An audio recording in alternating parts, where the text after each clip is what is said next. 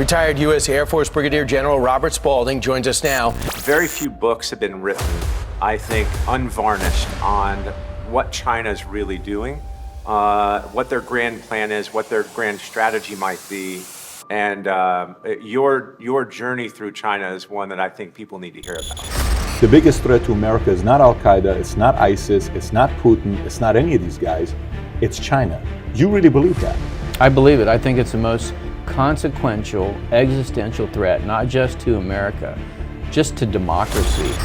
What we saw after China entered the WTO is absolute destruction of our industrial base. Over 70,000 companies, factories closed.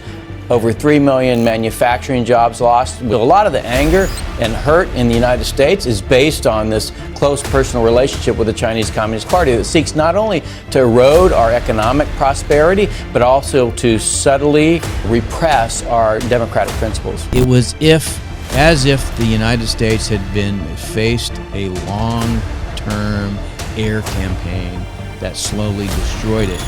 Well, that's what people say. Well, so I don't care if my data's out there. What do the Chinese Communist Party care about me? Well, Roy Jones was a mid-level employee that worked at the Marriott Corporation in their social media department.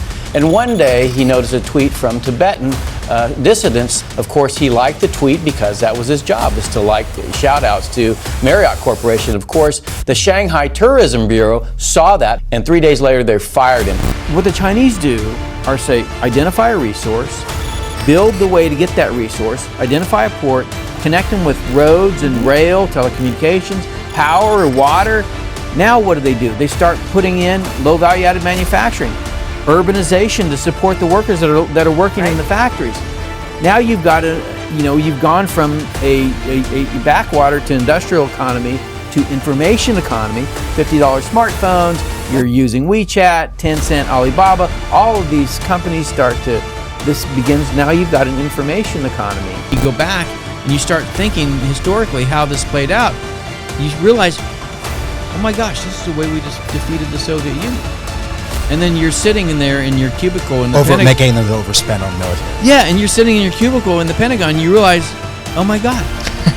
So they've basically reversed on us, and now they're running our play that we played on the Soviet Union, and it's working. We're buying into it. Not only do we spend $800 billion on defense, we're saying we need to spend more.